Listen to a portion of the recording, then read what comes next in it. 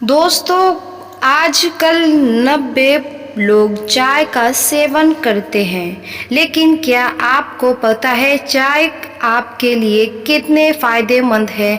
हमने और अपने अक्सर यही सुना है कि चाय को पीने से नुकसान होता है, लेकिन या आपने गलत सुना है। अगर आप चाय को सही तरीके से पीते हैं तो यह आपके लिए शरीर में बहुत सारी बीमारियों को जड़ से ख़त्म कर सकता है। आज मैं आपको इस वीडियो में यही बताऊंगी कि आपको किस तरह से चाय बनानी है और किन किन चीज़ों का प्रयोग आपको इसमें करना है। आपको चाय कब पीनी है और कितनी मात्रा में पीनी है, और आपको किस समय चाय नहीं पीनी है और किस समय आपको चाय पीनी है। अगर इन सभी चीज़ों के बारे में आप जान लेंगे तो आपके लिए यह चाय अमृत के समान हो जाएगी।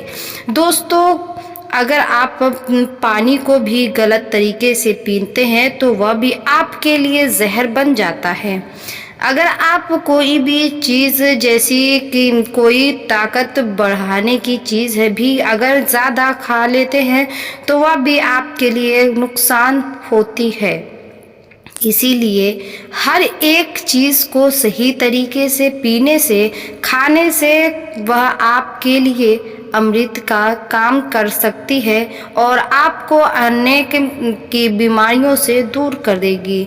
तो चलिए दोस्तों, शुरू करते हैं। एक बार एक बिच्छुओं की आर्द्रता बहुत बुरे हैं। वह एक नगर में स्वास्थ्य संबंधित थे। तभी वहाँ की सभा में से एक व्यक्ति खड़े होकर गुरु से पूछा कि गुरु, मेरे मन में एक प्रश्न है, आप मुझे उसका उत्तर देकर मेरे मन को संतुष्ट कीजिए। बुद्धि शिक्षु ने उसको युक्त वक्ता से पूछा, बेटा आप क्या प्रश्न करते हो? तब उस युवक ने कहा कि गुरुवर, मैंने सुना है कि चाय हमारे लिए जहर होती है, लेकिन मैंने जिनको भी देखा है वह सभी लोग चाय पीते हैं लेकिन फिर भी वह स्वस्थ रहते हैं।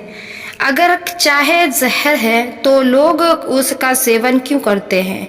कृपया करके आप मेरे इस प्रश्न का उत्तर दीजिए।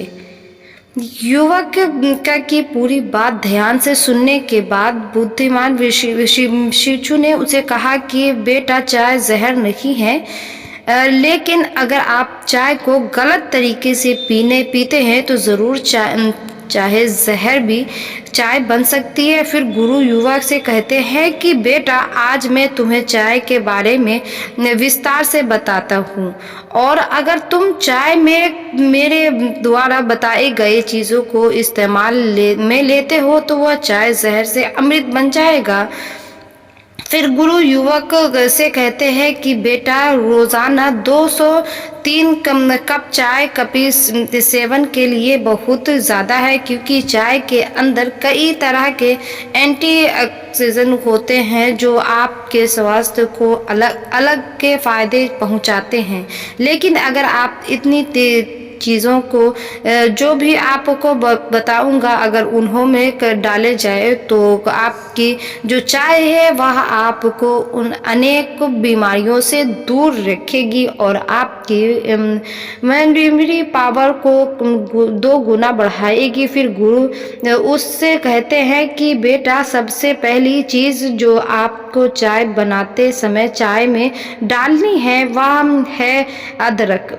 अदरक एक ऐसी औषधि है, जो ऐसी जड़ी बूटी है जो कि अक्सर लोग चाय बनाते समय चाय में डालते हैं, लेकिन अगर आप अपनी चाय में अदरक नहीं डालते हैं तो उससे मिलने वाले फ़ायदों से आप वंचित हो जाएंगे। बेटा, आयुर्वेदिक ग्रंथों में अदरक को सबसे ज़्यादा अच्छी जड़ी बूटियों में से एक माना जाता है। यहाँ तक कि उससे अपने आप में औषधियों का पूरा खजाना बनाया गया है। आयुर्वेद में इसको एक अतिशाली पाचक में लेने की सलाह देते हैं कि क्योंकि यह पाचक अग्नि को भड़कती और भूख को बढ़ाती है।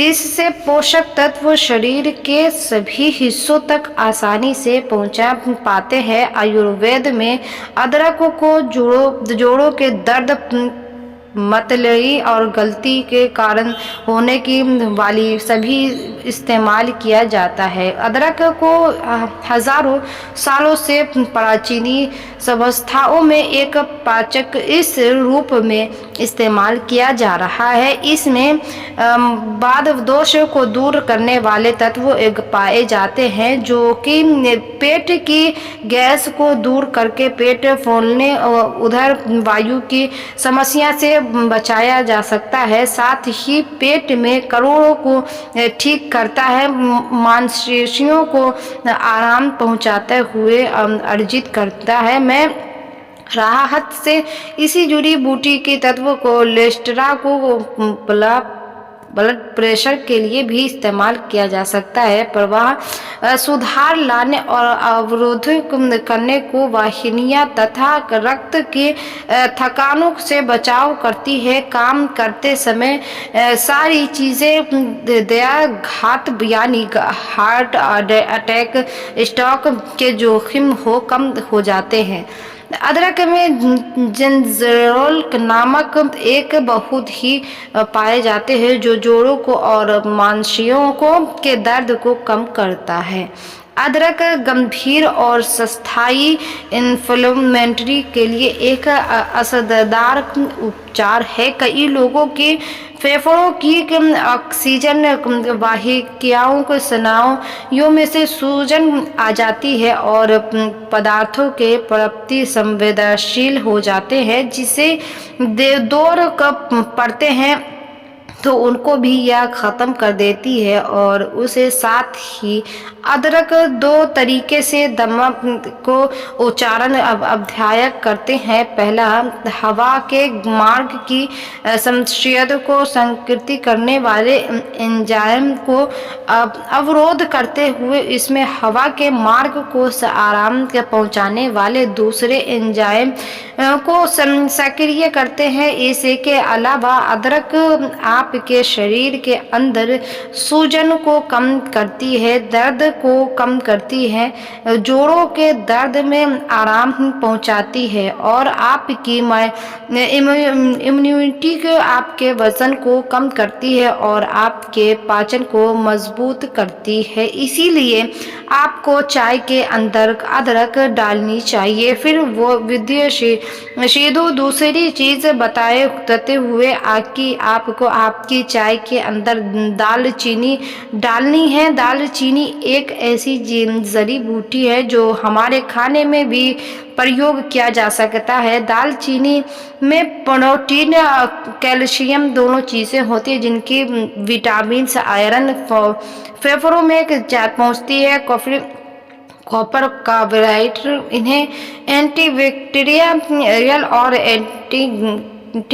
फिलिंग जैसे ही हो जो हमें अपने परेशानियों से दूर कर देती है। अगर आप दालचीनी को चाय में डालते हैं तो यह आपके ब्लड शुगर को कम करने में आपकी मदद करती है, एक धीमी खुशबू पैदा करती है। इसे डालने से चाय में एक अलग प्रकार की मिठास उत्पन्न होती है। दालचीनी के अंदर ऐसे तत्व होते हैं जिनसे आपके शरीर के अंदर कोई इन्फेक्शन हो जाता है तो उसे लड़ने की आपको मदद मिलती है और आपके ब्लड शुगर को कंट्रोल कर पाता है और आपके ब्लड को कंट्रोल करने का व्यक्ति रखता है या औषधि बंद धमनियों को खोलने में मदद करती है, जिसे हृदय तक संचालन बहुत करना पड़ता है और हार्ट अटैक का खतरा भी कम हो जाता है। उम्र बढ़ने के साथ साथ हड्डियों और जोड़ों का दर्द की समस्या होना आम बात है। ऐसे में यह आपके लिए बहुत असाधारण हो जाती है। कई बार मांसपेशियों में तनाव हो या फिर में गड़बड़ी वजह से नसों को दर्द होना, ऐसे में यह दालचीनी उस दर्द को ख़त्म करती है। अगर आपका वज़न बढ़ा हुआ है तो यह आपके वज़न कंट्रोल करती है या आसानी से आपके फेफड़ों को काटने की मदद करता है। अगर आप पेट दर्द से परेशान हैं तो उसे भी दालचीनी अच्छा कर देता है और इसे मेटाबॉलिज्म भी कहते हैं या सीने जलन को भी कम करने में प्रयोग करते हैं। इसके अलावा यूनिट बूस्ट करने में यह कारगर है। फिर गुरु उसे तीसरी चीज़ें बताते हुए कहते हैं कि बेटा, आपको चाय में छोटी सी इलायची डालनी है। इलायची के एंटी इन्फ्लेमेटरी और एंटीमाइकोफिल्स में से शरीर से डायबिटीज़ बनाया हुआ है जो संबंधित है। कई बीमारियों को दूर किया जा सकता है। छोटा सा इलायची आपके शरीर की नसों को ताकत देता है या आपके पाचन तंत्र को मजबूत करती है। आपका ब्लड सर्कुलेशन आपको साथ ही आपके शरीर में एनर्जी को बढ़ाती है। इलायची का सेवन आपको रोग या गुप्त रोग को निजात दिलाता है या कैंसर जैसी गंभीर बीमारियों को ख़त्म करती है। इसमें एंटीइन्फ्लेमेटरी के तत्व पुंद्र कैसे तत्व त्वचा के कैंसर से लड़ने में सहायता करता है। इसीलिए मैग्नीशियम और पोटेशियम के में पाया जाता है जिससे शरीर का ब्लड सर्कुलेशन हमेशा सामान्य बना रहता है और ब्लड प्रेशर को कंट्रोल करता है। अगर आप गैस, एसिडिटी और पेट में समस्या है तो परेशान है तो चाय को इलायची का सेवन अवश्य करें। अगर आपको संसा की बीमारी है तो फिर आपको इस इलायची का जो सेवन है वह अमृत के समान है। ऐसा इसीलिए क्योंकि इलायची की तीसरी होती है कि यह अस्थमा में भी